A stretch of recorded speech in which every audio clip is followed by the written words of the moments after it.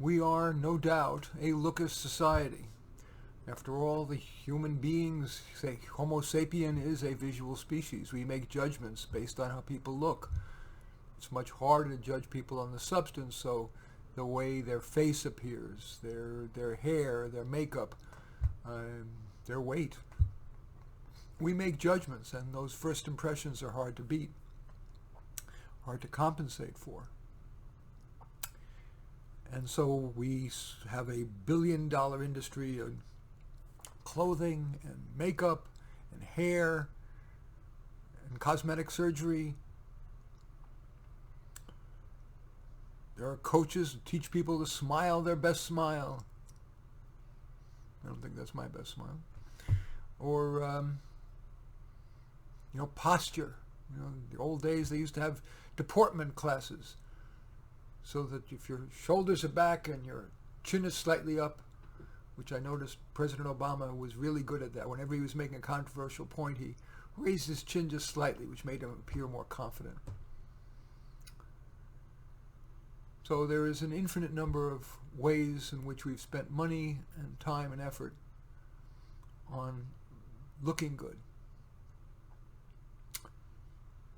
And so far be it for me to say stop doing it, but in an attempt to provide a little bit of balance,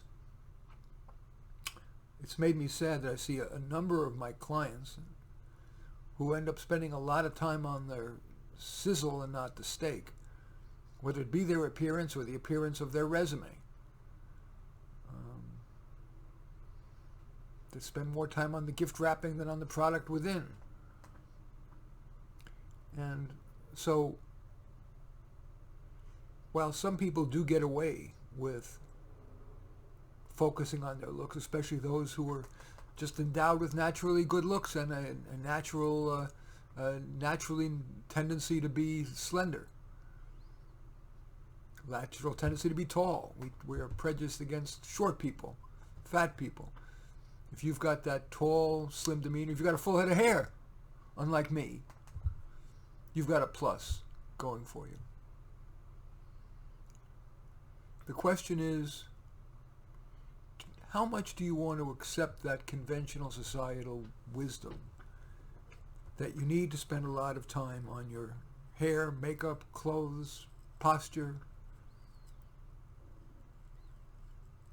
I know somebody who spends over an hour every morning on hair and makeup, and God knows how much time she spends getting keratin treatments to straighten her hair, shining treatments, hair color, artificial eyelashes.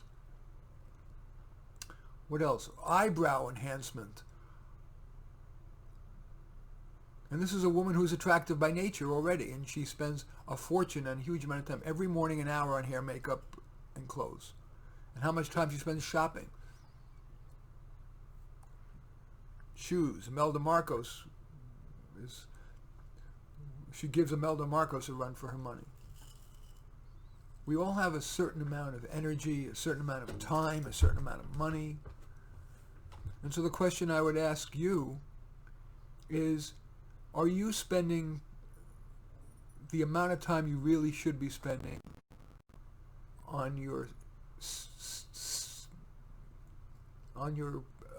substance rather than your appearance? Take a moment and think about it. One of the easier ways to deal with it, if you decide that you want to tone down the amount of time and effort and money that you're spending on appearance, and simply psychological, so many people end up feeling crappy about themselves if they don't look good that day, if they have a bad hair day. But assuming you want to tone down all of that, how can one do that in a society in which everything you see, every newscaster is a pretty person? Nearly every commercial, every sitcom, every movie shows conventionally attractive people. And you know that people get ahead career-wise if they look better. Is it realistic to say, screw it? I'm going to spend the minimum amount of time on my appearance. Yeah, I might comb my hair or wear my favorite few outfits that are most flattering, but keeping it really minimalist. The key to being able to do that is the foundational acceptance of who you are. Most vivid example of this is weight. The vast majority of people who lose weight gain it all back and more, and that's supposed to be dangerous. If your body was meant to be relatively overweight, I'm not saying unhealthy overweight, but somewhat overweight, would it be wiser for you to accept that and maybe, pardon the pun, nibble away at your weight problem with just maybe a little bit less, one bite less of each thing you'd be eating? Maybe one piece of bread at a restaurant instead of two. But basically accepting yourself. Would that free you up psychologically? Free up your time and money to be spent on things more pleasurable than using hair torturing devices to torture your hair? Surgical precision to put on makeup every day? Endlessly searching stores to find clothing that makes you feel great and then having to return it when you change your mind? Does it come down to fundamental self-acceptance?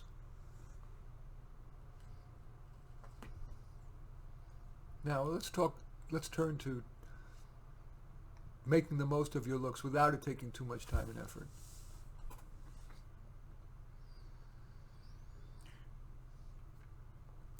If you have a haircut that doesn't require a lot of maintenance, I'm not saying it needs to be ugly at all, but a low maintenance haircut.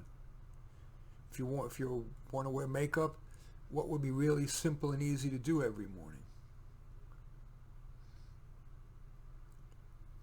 Should you decide that instead of a closet or 3 packed with stuff, that you're just going to have, maybe a dozen outfits for various occasions and half dozen pair of shoes and sneakers.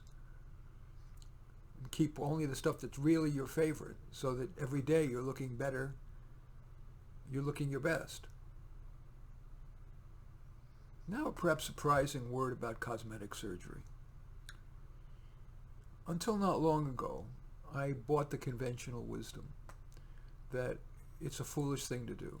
There are people who turn out to have nightmare results from cosmetic surgery. It's a use of medical resources that could be otherwise spent on more important things. It's very often used as a way to try to find a fast fix for character unhappiness, unhappiness with who you are. But I've seen a few examples, and I don't have a huge sample size here, but I've seen a few examples of people who were a little bit aging and were in important positions where they were public, and or that they were single and newly divorced, and that having a what they call a facelift from a really well-regarded plastic surgeon, cosmetic surgeon, ended up really taking 10 to 15 years off of their appearance and really enormously increased their confidence. Maybe more than years of psychotherapy would do. It's not covered by insurance, so it isn't cheap. But I've become at least agnostic on cosmetic surgery. If you're not doing it to try to compensate for your lack of your personal self-esteem based on your accomplishments and ethics. So,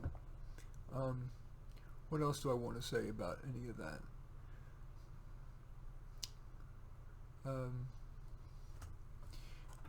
Let's turn to substance. What you could otherwise be doing with the time and money and effort that you've been spending on your appearance. And I guess what I'll do is give a buffet of options. See if any of them appeal to you. Do you want to spend the time on some recreation that you would get derive a lot more pleasure from than doing your hair, makeup, clothes, shopping, hair coloring, all the rest of it? Do you want to work on some kind of self-improvement thing? Like improve your skills that would improve your work life? Like take a course, an online course or in-person course, class, if they're available, subject to COVID restrictions. Do you want to, are you sick of Zoom, or do you want to get together on Zoom with some colleagues and have perhaps a weekly discussion group about key issues in your field?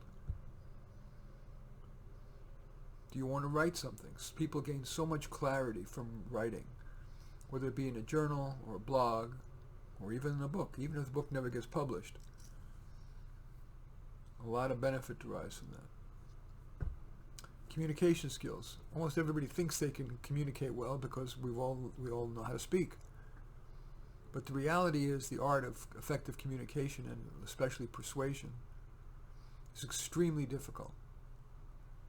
It requires an understanding of the right words to use at the right time with the right person, when to be brief, when to be more extended, when to talk facts, when to talk feelings, when to preserve some of the listener's self-esteem, when to create disequilibrium. So simply watching YouTube videos of great communicators or having conversations with the person you believe to be the best listener and best talker. Listening is very important. Getting their feedback would seem to me a hell of a better use of your time than doing so much regarding your clothes, hair, makeup, let alone worrying if you've got a bad hair day. Sometimes it's the time could be better spent, as I said, on some recreation that either you've never done or you really would find great pleasure in becoming a master at it. Whatever it is, whether it's knitting or it's chess or it's playing music or your stand-up comedian routine. I would think that that's going to be a far more useful use of your time than focusing on appearance.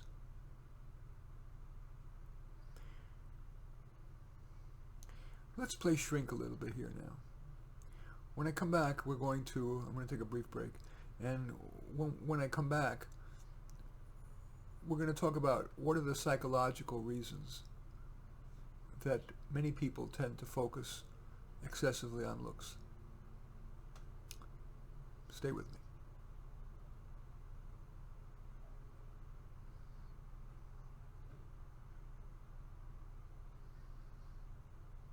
Thank you for staying with me. We're talking about appearance and the disproportionate amount of time that we spend on our appearance. And I wanted to turn now to perhaps the psychological reasons we do, which could help you perhaps move forward and not be a slave to your appearance so much. Do any of these resonate as to reasons? Number one, you do feel insecure about the product within you, so you focus on the gift wrapping. Is it that you're afraid that people will prejudge you based on your appearance? It might help to recognize that if somebody is prejudging you based on your appearance, just maybe, they may not be worth the effort of trying to get them to like you. The right person will be more likely to judge you and accept you based on your personality, based on your ethics, the quality of your work. And if they don't, just maybe, and maybe this is too idealistic, maybe you're better off. I will admit that my whole life, maybe it's because I grew up in the late 60s in the hippie movement, hippie times, even though I was far from a hippie. Everybody shed their fancy clothes and makeup in favor of, looking like the proles, like the proletariat, the people. And that's part of why, and I still feel that way. If you're not going to like me, if you're watching this on YouTube, obviously, if you're listening to this on podcast, you don't see me. But I'm wearing just a blue T-shirt and combing my hair. Took no time, no effort, and no cost. If you're going to judge me ill because I'm not dressed in a shirt and tie and have a fashion-forward haircut, I guess I don't care that much. So think about the extent to which you want to care. Other psychological factors about looks. Did you get from your parents an inappropriate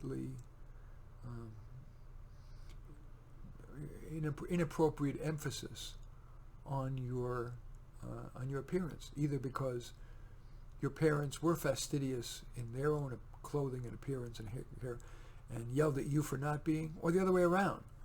Maybe you saw them being quite schlumpy, and as a child you were perhaps understandably embarrassed about the way they looked, and so you reacted in the opposite way and said, I'm not going to be like that. I'm going to care a lot about my looks. I'm going to focus on that. Okay, just those are some and I'll just ask an open-ended question. Can you think of another psychological reason, not why you care about looks, but why you care too much about looks? Now let's turn to judging others. As I said, we're a looker species. We tend to judge others based on their looks. As they say, you never get a second chance to make a first impression. And sometimes those initial judgments are correct. It's been said, for example, that the older we get, the more we wear our personality in our face. If you've got a wrinkled brow, if you see somebody with a wrinkled brow, it probably they tend to worry a lot. If their corners of their mouth tend to turn down, they may be a sad or serious person. If they tend to slightly turn up, they may be an upbeat person. And yes, all things being equal, if they're wearing wrinkled, yucky clothes, untucked in shirt, it suggests that perhaps they don't care very much about their looks, for better or worse. Maybe that's a sign that they're not a person of substance. But it could be, again, that they don't care that much. But I think at the extremes, just looking basically neat, if they really are, their hair is wild, their shirt is untucked and wrinkled, that may be a reason for me to be somewhat judgmental. Other things you might judge. How, are they trying too hard to be fashion forward? When I see somebody with 18 piercings and 20 tattoos all the way up and down their arms and legs, and spiky hair, and cool baseball cap turned around backwards, and a cool crystal necklace or whatever, and Ray-Ban sunglasses and designer label clothes, it seems to me that they're trying too hard. Speaks of values that maybe value the superficial, and also that stuff ends up it may sound cheap, but those torn jeans, for example, cost a fortune. I've seen people pay $300 for a pair of torn jeans. So in judging others, there's certainly a lot we can see. And again, while we certainly should embrace, I'll stop there. Other things that are completely unchangeable. We do tend to think less of short people, fat people, bald people, old people. I'll put aside the race and gender question because it's such a complicated one. Although I've spent a lot of time thinking about these issues, the older I get, the more I feel I'm not wise enough to comment on that. I'm not a shy person, but race and gender, realizing the wise thing to say in various contexts is something I'm not smart enough, wise enough to do, so I just avoid that. But we certainly do make judgments based on all those things. Sometimes based irrationally, racist and sexist. Sometimes based on some legitimate factors that you may be experiencing. So the question is, do you want to pull on some ropes of restraint and not focus so much on appearance? Or are you pretty damn good at making reasonable inferences about a person? Think back to your judgments, your initial judgments of people based on how they look. How accurate have they been?